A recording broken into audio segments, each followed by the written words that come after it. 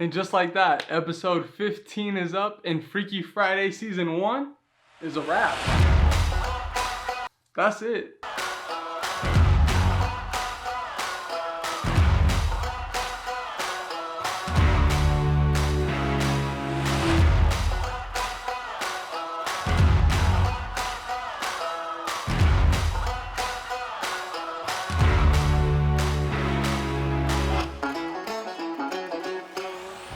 is coming to a close, and so is Freaky Friday. So what I decided to do was binge watch my own content and come up with some highlights, go over it and watch some of it together, share some of the special moments, and give you some of the insight. First off, I want to tell you how it all started. I think it was 2 winters ago, it was December. I was going back home to Colorado and I was listening to David Goggins' Can't Hurt Me on Audible. And he was talking about getting outside of your comfort zone on a frequent basis. He talks about how he gets up every single morning. He hates running, but he does it because he starts his day with something he hates. Now, I'm not gonna get to that extreme, but I thought I could do something every week that pushes me outside of my comfort zone. At that time of my life, like, I felt really content. Like, I wasn't doing things actively to get outside of my comfort zone. So I thought, you know what, every Friday, I'm gonna do something to get outside of my comfort zone. And I started a list. I started writing stuff down. Run a mile in shorts and a t-shirt in the winter while it's snowing in Colorado. I remember doing that one. Just something every week to get outside of my comfort zone. And I said, you know what, if I do this for 6 weeks, if I'm consistent for 6 weeks, I'll start a video segment and I'll call it Freaky Friday. I don't know what other people's experiences have been, but since I started running and training for this marathon, I've been gassed. These runs got me gassed up. I be farting every 15 steps. That running did tear me up. It also got my sinuses right. I don't know what it was about it, but something in that, like, juggling running motion consistently for hours sometimes, it breaks up a lot of stuff. Now, I gotta be careful with how many highlights we go through in every single video because I don't want to make this video an hour long. So we're gonna get on to the second episode. The second episode was me vlogging some of my journey to Denver. Now, I went to Denver to speak with Motion Impact to a bunch of kids at a conference, and I spoke about my dad passing away and how I believe that your response defines who you are, and it was a great experience. But I had never really vlogged at that point. There was this video, but I had never vlogged in public, going through the planes, going through the airports, going through public transit. And this episode in itself really changed my relationship with the camera and how I viewed vlogging and vloggers and the whole process. And this video has got probably one of my favorite sequences from the entire first season. Check it out. In this week's episode of Freaky Friday, we're gonna figure out what type of person you are on public transit.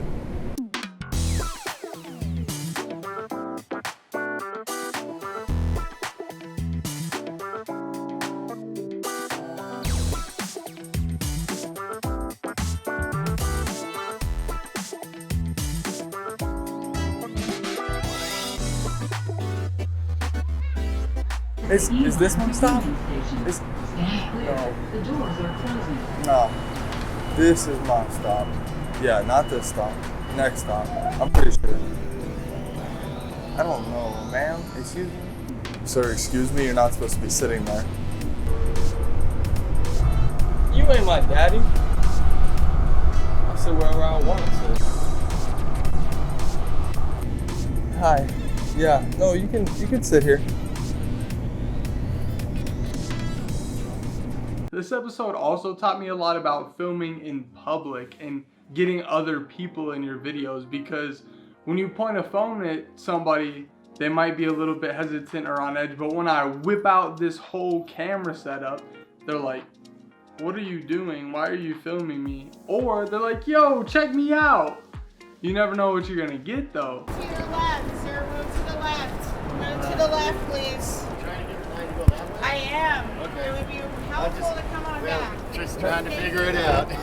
Half of the game is capturing the moment and the genuine and real reactions of people or responses. and you got to aim the camera even if they're not comfortable sometimes. And as a YouTuber, you have to figure out, or a video creator, a vlogger, whatever, you have to figure out for you where that balance is and where you're willing to cross lines or draw lines at all. Also, quick tip, get on the plane last. Wait till they literally call last call for your flight, because if you do that and you walk on the plane, you get the full selection of empty seats. And nobody's gonna press you because you were the last person on the plane. You weren't like, oh, let me sit down in my seat and then get up and move. And they're like, sir, you weren't sitting there. If you just get on last, you can see who's not on the plane, and they're probably not going to get on the plane, so you can risk it and sit in that empty row of seats and get your own row. You're welcome. Okay, episode 3, staying awake for 24 straight hours and then deciding to run 3 miles after that. This episode was really capturing something I had done a few times. At this time in my life, I was working so hard to get Motion Impact up and running, to get clients, to get the website done, to get the clothing line dropped, all of that. I was putting in a ton of hours, and I was committing several Fridays to staying up for 24 hours and working all the way through the night so I could make it happen. And I thought, this is uncomfortable. Why don't I just capture this one time? Roll the clip. Is that a hair? I think I got hair in my coffee. Oh yeah. Oh wait, what's up, girl? What's up? Man, I like this full body mirror. Okay, you getting weird, bro. Let's go. Come on.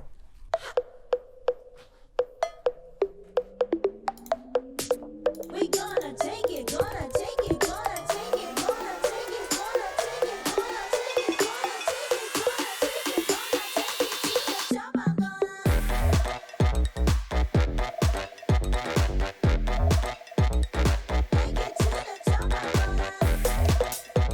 At the end of that video, I was like, yeah, I might just stay up the whole day. 24 and a half hours and 3 miles. I think I'm just gonna jump in the shower and see how long I can ride this high out. I don't even feel tired at all. I feel like I just got an 8-hour night's rest. Like 15 minutes after that, I got in the shower and I was wiped. I basically just collapsed on the ground and fell directly asleep. Freaky Friday episode number 4. Trying to sound like Fergie and Jesus. This one's close to my heart. I was out on the how. Unsteady. A little unsteady. Oh. See that? I just wish I could do. Because if I had a voice to sing, I would not be making YouTube videos. I might have not even played college football. I would be out there singing my ass off on the stage, dancing. I'd be out there like Anthony Hamilton in the R&B scene. Like, y'all don't even understand how much I like to sing and love music, but I wasn't blessed with it like that. Little unsteady. Regardless, don't care. I was making a song. That was one goal for the year, is I just wanted to make a song and record it for real, because I've written songs and written raps and put lyrics down on paper for years, but I've never actually finished the process. Hey yo, it's not a fantasy, but the problem is you wanted too quick CBD. You need to dig deep on your infantry. Let's get it. It's not a fantasy, but the problem is you wanted too quick CBD. You need to dig deep on your infantry. Peel the curtain back, peek into your infancy. You get one shot at life, this ain't no trilogy. You feeling me? Life's soaring over like you a mini me. That's some deep English contradictions and some similes. I'm trying to set you free. Listen to what I've learned from those who came before me. There's always an excuse, it, babe, but you gotta take it day by day. You can lead a horse to hay, but you can't make it feed by the wood. Now, this is attempt number 1, and I say that because I think I'm gonna give this another go. I tried to get together with my man Brady to mix the song, but when we were sending it, I don't work with a lot of audio files, mostly video files, and I didn't understand that there's like a bit rate and things change when you send them, and there was just some stuff that happened in translation from me to him that messed it up. So he sent it back and I was like, yo, what is this? Like, what did you do? It sounded terrible. And he put a lot of work in on it. I felt bad, but it just wasn't good. So I filmed it, did it on my own mic, and just laid it over the end of the video. But like I said, I think I'm gonna give this a second shot. Now, after making some music, I went back to what I'm good at, dumpster diving. Come on. Let's see how much this is worth. Freaky Friday episode number 5 probably has my favorite intro of all time. Like, one clip that I edited, this is probably my favorite one from the whole season.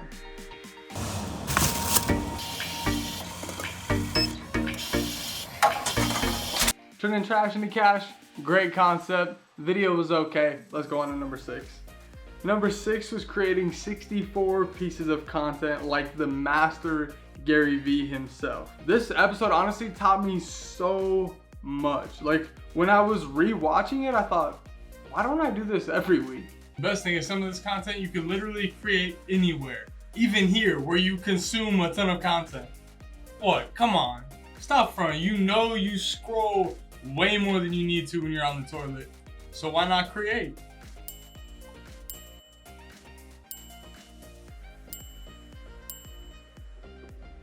We ain't got no toilet paper. Just tissue.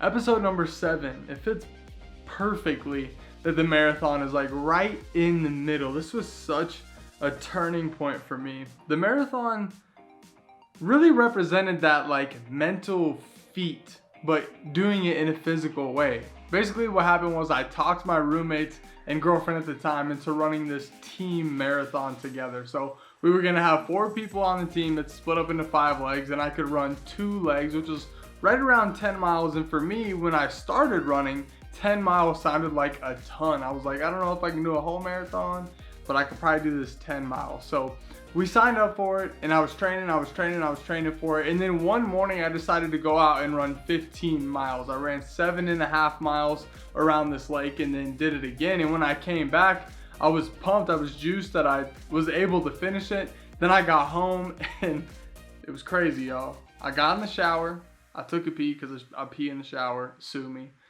And it was red. And my body does not do well seeing its own blood. Like, it's something that I've really been trying to mentally get over, because I just start to faint. Like, I start to pass out on the spot. It's crazy. So I saw that and I was like, oh my God. I got out and I was like laying on the bathroom floor like I was gonna die. It was ridiculous. Now, I don't know. I'm not sold. My roommates and I went back and forth on this, but I'm not sold it was blood. It could have been beet juice because I had a lot of beets the night before. Whatever, we're not going to get too far into it, but that 15-mile run was monumental to me. And I had already achieved more than I was going to run on race day. And for me, it was all about the endurance, about how long can I go? And I thought, well, why don't I just run the whole thing? Why don't I just run the whole marathon? So I did it. Katie said she's ready, so that means I got to get out. Yay! If you're a team and you want to get to the other side, after this meeting, I encourage you to just leisurely get out of here and start. If you want to know when the start is, the split times to start at 8 o'clock satellite time. This is going to be hard. You're going to endure a lot of pain. Remember, this is by choice. You chose to be here. When you get to those tough points, remember your why.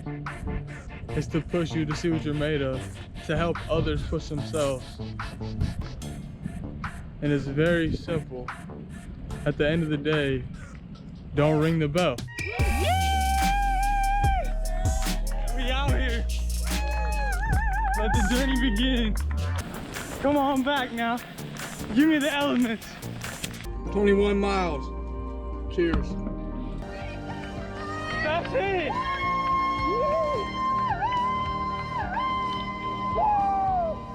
I've been dreaming of this moment. Yes. Oh my God. Oh. That's it. That's what I wanted. Please get on my legs. 26.2 miles. Check. Your limits are your limits, nobody else's. Their limits are their limits. Let them keep theirs. Huge shout out to Katie and Akila and Mia for putting on for this whole thing.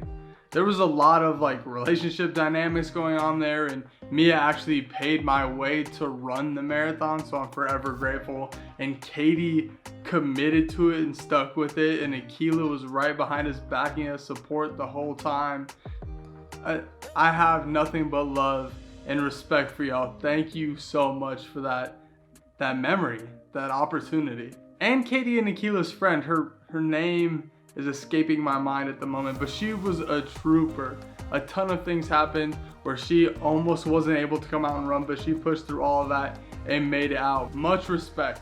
You were awesome. And it wasn't even nice weather. We got up that morning and it was pouring rain. Oh my God, hear it? That's what we signed up for.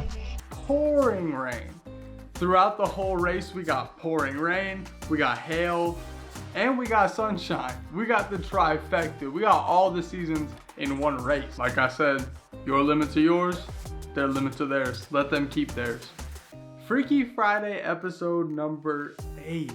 I was just talking to a friend about this last night. This was probably the most fun that I had recording an episode. Oh, I don't know, the rock climbing was fun.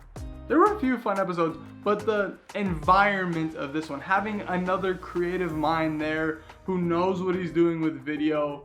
Devin, you're the man. Thank you for being a part of this and teaching me so much. Like, Devin's a dog on the computer. I undersold him on the video, obviously kind of for like humor and all that, but he's a dog. As up first, he's about to show me what to do so I can just cheat code, copy everything that he does just a little bit better. Copy paste. We got weather right here.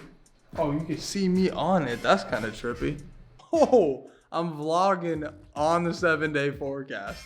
I can't get enough of this weather thing. Sir, can you remove yourself from the green screen, please? What is you recalibrating that? Is that a drone? You just hoping some footage come? Is that how this works? Yeah. Just spray and pray. Oh, I'm getting that reverse action. Start in, go out, and then post, you play it backwards. Baby. Play with me. Oh, get it.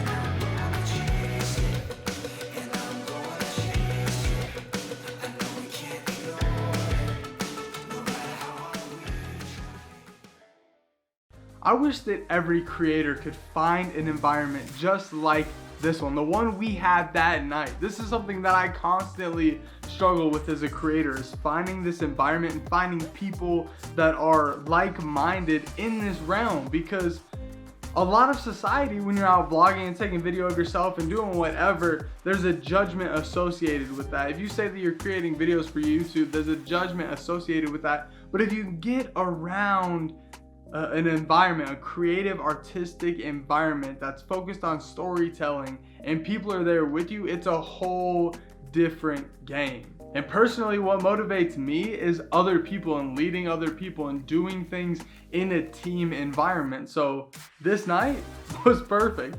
Freaky Friday number 9, the MRE, the beginning of COVID. Wow. This was a crazy time, and it was even crazier in my personal life. Almost right at the beginning of COVID, my 5.5-year relationship was ending, and it was super tough. Like, between Freaky Friday 8 and 9, there's a huge gap because I just wasn't creating. I took this video, but I didn't end up editing Freaky Friday 9 and publishing it until months down the line, because I just wasn't in the right mental space.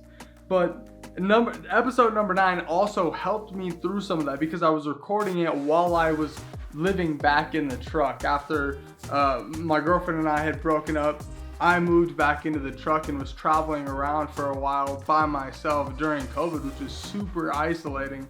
But being able to shoot this gave me an opportunity to pour into something and to take my mind off of everything else that was going on around me. Pepperoni pizza with cheese sauce? I think I might. $10. I have to do an ice cream sandwich just because I'm gonna have to do that. Excuse the sound, that's just my power trying not to blow up. My solar system on here runs to a 1,000-watt inverter, and it takes every ounce to put into this junior coffee pot. Look at this thing. Like, it's a small handle. Can you see that? It looks like Cheeto Puffs. Just eating fresh lasagna straight out the oven. Wow. I'm actually impressed with this one too. Also, I was blown away by how good the MREs were. Blown. And the dessert, I would eat that again. I would go to Walmart and buy one of those as a candy bar. Freaky Friday episode number 10, The Walk. The 12-hour walk that was led by a coin at the beginning and then was led by the camera cat because I lost the coin. No, please don't! This is my favorite story and edit. Like in post-production and capturing, this is my favorite video. Maybe not my favorite Freaky Friday as a concept, but as a whole project, this is my favorite one for sure. This was also at a unique point in my life. I guess 2020 was just a crazy year. I'm gonna have to do another video recapping 2020 because it was just mind-blowing. Anyways, after moving back into the truck, I moved to Vegas and then I moved to California where this video is shot, working installing home security systems. I was the smart home pro, if you will. This video came after our grind of a summer ended. I mean, we were working like 60, 70, 80, 90 hour work weeks. It was intense. And after that, it was just nothing.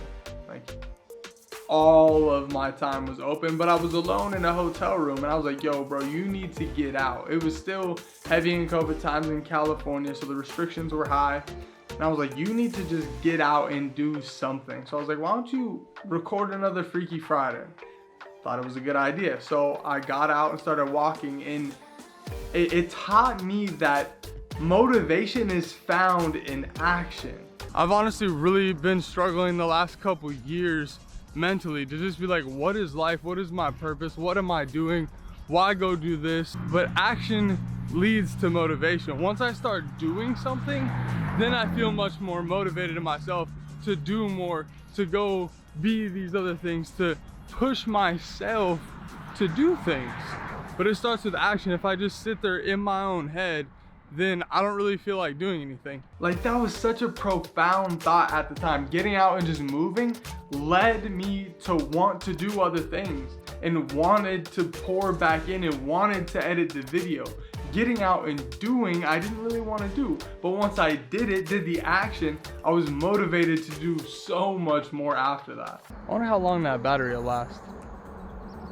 I'm glad nobody else is with me, because if they were, somebody would be touching this fence this morning. Besides the fact that there's an electrical fence, I just rolled up on about 200 goats. And 2 things came from this video. I learned about, well, I guess 3. I learned about goats, electrical fences, and this was my biggest overcoming moment of the whole season. Jumping off that 10-foot cliff. It was petty. For a cliff jump, it was petty. Sorry. But doing it alone really shook me. It was crazy. It was the most intense fear that I had over all of these episodes. But water when I'm alone freaks me out 10 times more. That's ridiculous. It's fresh water in a small river. That isolation was killing me. I was like, yo, if one other person was here, you would be the first to run and jump off of this cliff.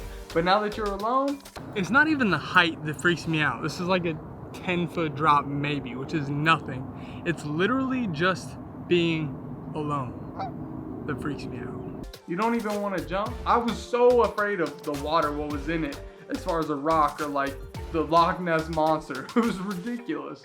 But overcoming that was the biggest moment in all of season 1.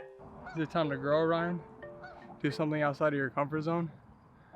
Do what you preach? I think it is. Keep on heading if you want, I drive it like a no. I don't wanna hear you, just you know, like I'm Bango, cutting my hair. I just keep going though, so she's gonna make us fly non-stop. Kelly, it's a New York. Whew. I can honestly say I've never cliff jumped by myself before, but after today, that's no longer true. Half Dome, Freaky Friday number 11. This was the most ridiculous adventure I may have ever been on in my life. I've been to the Amazon rainforest, and as far as, they're just different, but this adventure was crazy. Quick update, it's 8:40, I'm going to my 3rd job of the day, and I'll probably have another one after this.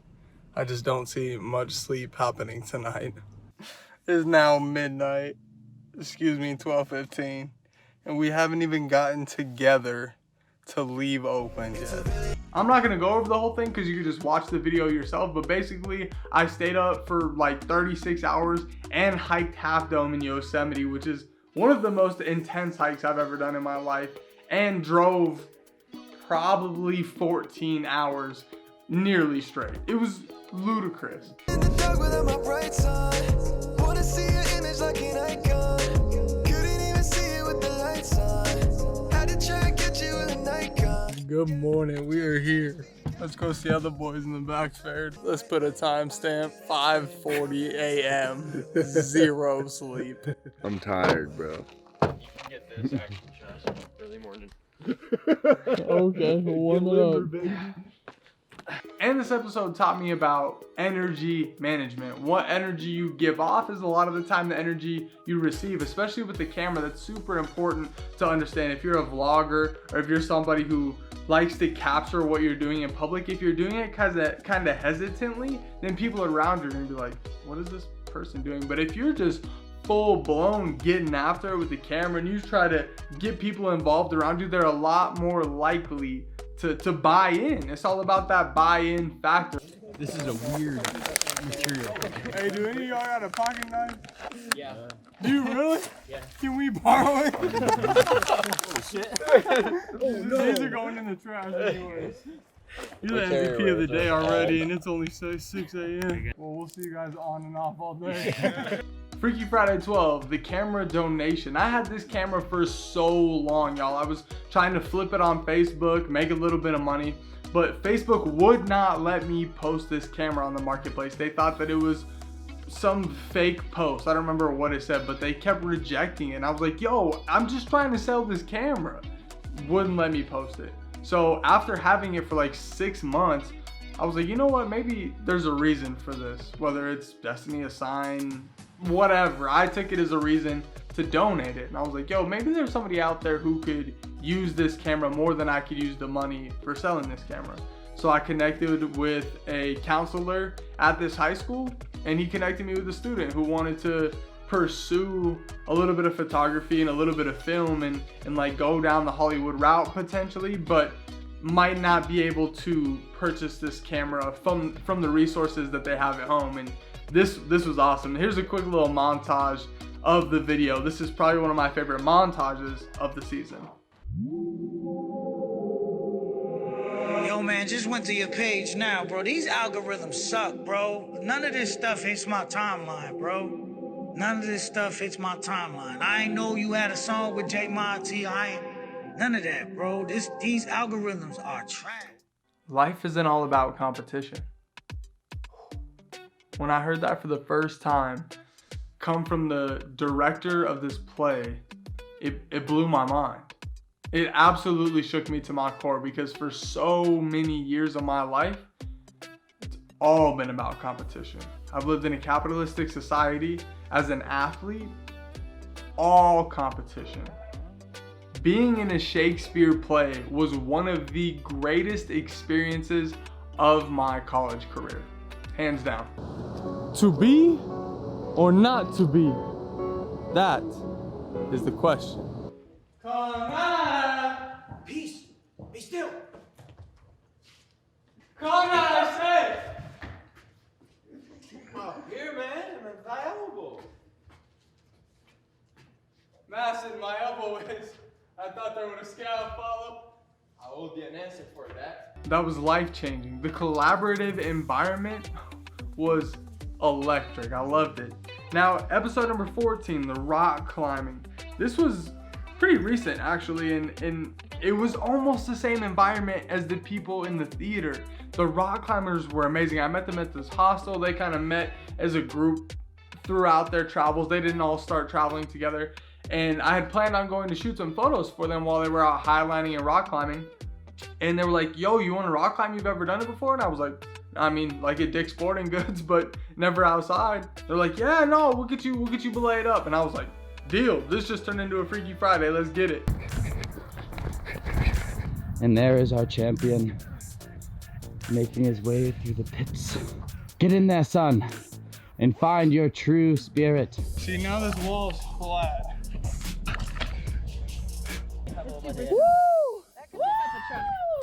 Yeah, buddy. My dog, Shane.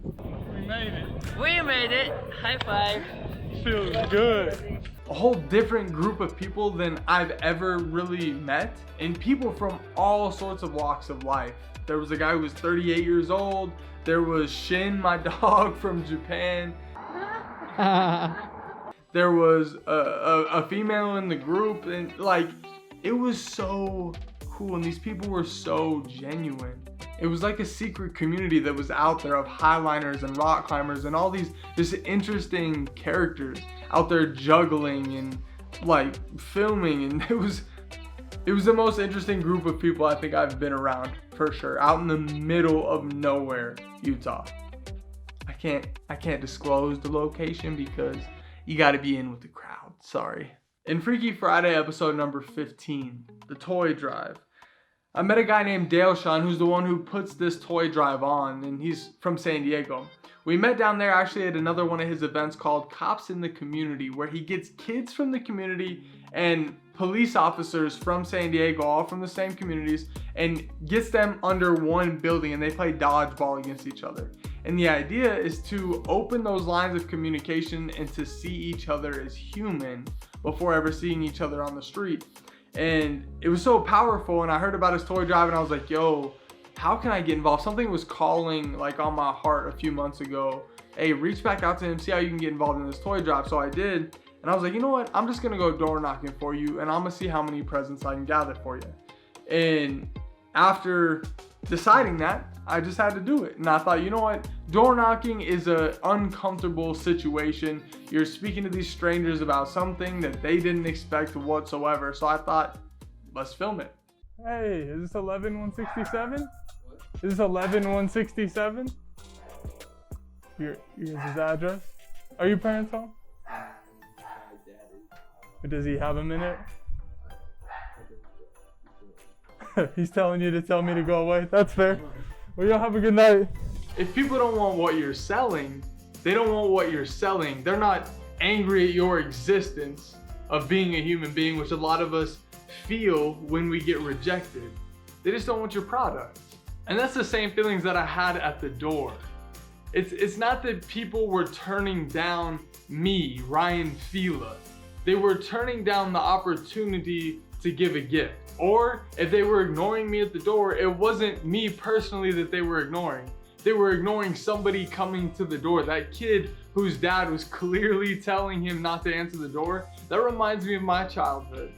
My parents did that. I was that kid. And that's it. Now we're here. Season 1 taught me a ton. Taught me a ton about myself. Taught me a ton about this camera and how to use it and how to use audio and how to capture better settings and how to capture better lighting and how to edit better. Like, it just taught me so much about the whole process that I'm thankful for. And I'm ready to apply to what's coming next. Big dog status, I'm a big dog vet. I pull up on the block in a big Corvette. Yeah. Ride around the city with a stick all black. Try with a poker, we with all that. What's coming next? It's gonna be better. It's a better name too. Turning Stones. It's off of the phrase, no stone left unturned.